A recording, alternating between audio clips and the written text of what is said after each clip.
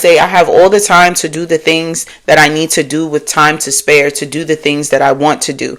And this is important because we hear people say all the time, and you may have said this yourself. I said this years ago. I don't have enough time to do it, or it's not enough time in the day, or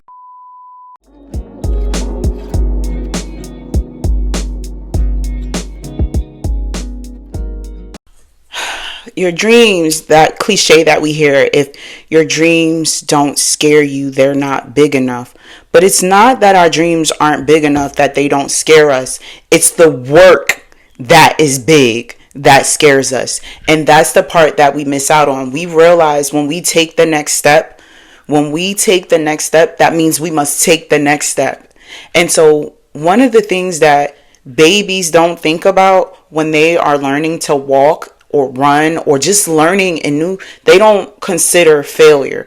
They don't accept failure. They do and do and do until they do, right? And so that idea of failure, that fear of learning, that fear of making mistakes, that fear is something that we were taught in our life. That fear, that anxiousness of I can't do that, or I have to do more, or the trying of more, that comes through societal programming. Right now, I am co-reading with my teen the 4 agreements, and it's new to her, but it's not new to me. But even as I'm going through it with her, it's like, okay, what societal agreements am I teaching her? What societal agreements am I investing in my children? But I realized one of the biggest things that I am teaching my children is emotional intelligence, independent thinking, research, finding things that support their perspective, but also understanding the support of an opposing perspective so that they can make intelligent decisions in life. Also, welcome back to your daily check-in today. As you can see, I am a little bit more vibrant today than other days because this is my first week not in yoga teacher training and just still in my Pilates teacher training. And getting dressed is an important part of my day. And so because I love getting dressed, I'm also like, I have to get back to my 5 a.m., my like early morning gym routine, because that works for me. But I also enjoy the flexibility of going when I want, how I want. But I also went back to the gym today too. So I posted in my IG story. So if we're not connected on IG, go follow me over on Instagram at a.richbook. And I posted in my story, back on my Dean, like back on my shit, like back on the lifestyle that I'm used to living, back on my focus, back on my grind. When I think about when I was in corporate and all the stuff that I built while I was in corporate America, I'm like, yo, I really had this grind. I really had this grind to get free, and now I'm free and I'm acting like I don't know what to do. Right? I'm acting like I don't know what to do. So this message to you is, don't reason with yourself. Don't negotiate your dreams. Don't talk yourself out of your dreams. My thing these past 3 days have been talking myself into it. Let's talk yourself into your goals, into your desires, into your manifestations. Talk yourself into the life that you desire. Yes, you can. Yes, you will. Yes, it's easy. Yes, it's effortless. Yes, it's comfortable. And I saw this post where this woman said, me doing what I want when I want doesn't mean that I'm doing nothing. And this is what I explain to people. I remember one time last year, somebody said to me, yo, I thought you would just sit at home. Like, nigga, y'all here. I'm not here to play for y'all. I'm not here to pretend for y'all. And I thought about it. I was like, I gotta cut that out. I'm not cutting it out. So if you see this part, this is just what it is. It's me. I'm like, no, ain't no way. I'm like, there's no way you thought I was just sitting on my ass all day. There's no way that you thought. There's no way. So when you're doing what you want, when you want, how you want, whenever you want, when you want freedom, it doesn't mean nothingness. It means doing what's in alignment. Freedom is about doing what's in alignment with and for you and growing. I had a grief experience this yesterday. Or the day before that. I feel like it was yesterday. It was probably the last 2 days. After I had my birthday, I had this new year. And I'm not rushing through my birthday. I'm still celebrating. I am still reveling in my birthday. I am still reveling in my becoming.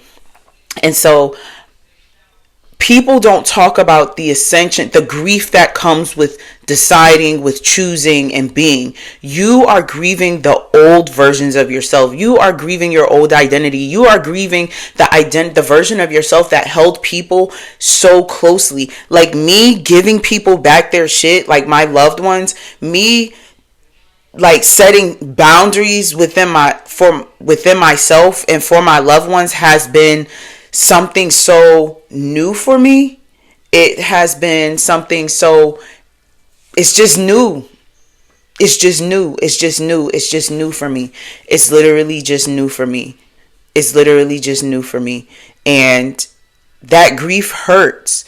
And your new identity, this is where you have to give yourself grace because you've never physically, three-dimensionally been this new version of yourself. So you have the other senses, the other dimensions that are carrying you through, but also allowing yourself to grieve, allowing yourself to feel, not necessarily giving yourself this, not a pity party, not feeling bad for yourself, and also not trying to label these feelings that come up and know that, okay, this is an ascension symptom. This is a symptom of me choosing to become the best version of myself. This is a result of me no longer managing the communication styles of other people, the emotions of other people, managing what they have to say, also tempering yourself, because knowing that you want to say certain things but it may not be received, you want to say more but it may not be received, knowing that you want to engage more but it may not be received, and also meeting people where they are. And so when you're meeting people where they are, you have to remember where you are and where you're going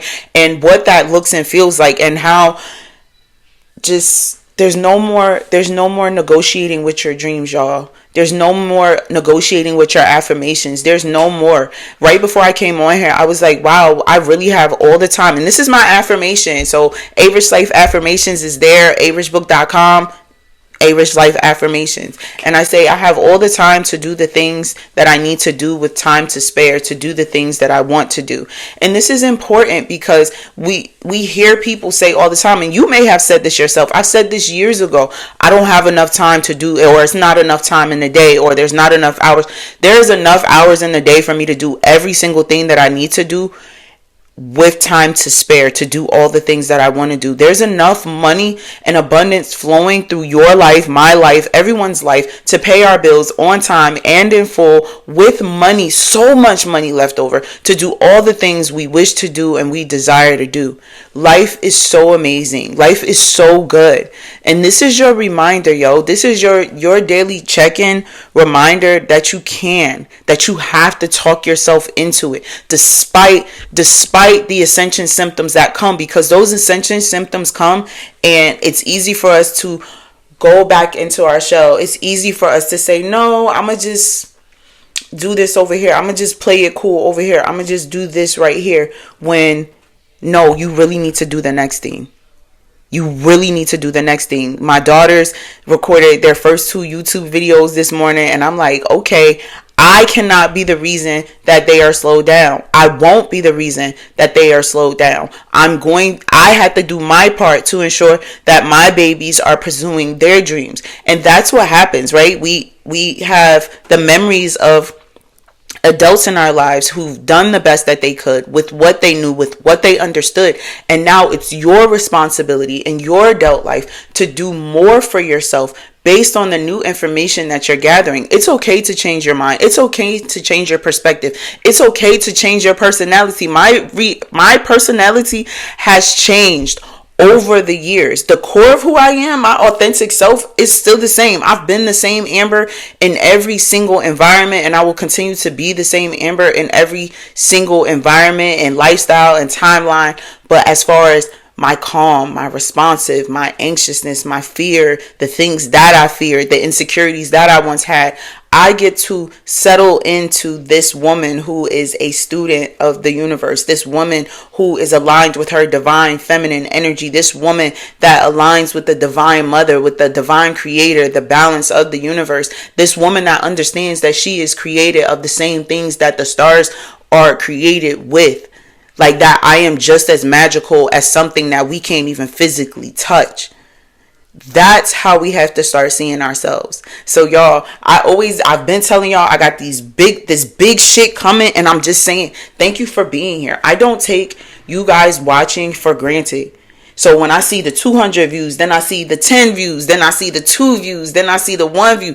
Thank you for being here. Thank you for tapping in. If I can just touch one person and remind you that you can, you will, and you already are, then I'm doing what I came here to do. I'm just here to live in and on purpose. If you are not on the email list, be sure to join the email list, arichbook.com. If you're like, yo, Rich Book, I just need to talk to you, book a complimentary intuitive session. Let's tap in together. Let's get you some quick answers. Let's get you a quick head start. If you're like, yo, I need to delve deep with you, go ahead and book that clarity session.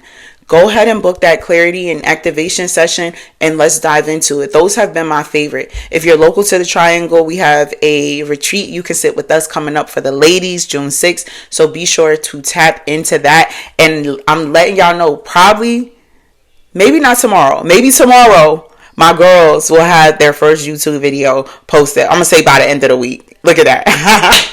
But thank you for tapping in with me, and I'll catch you on the next check-in.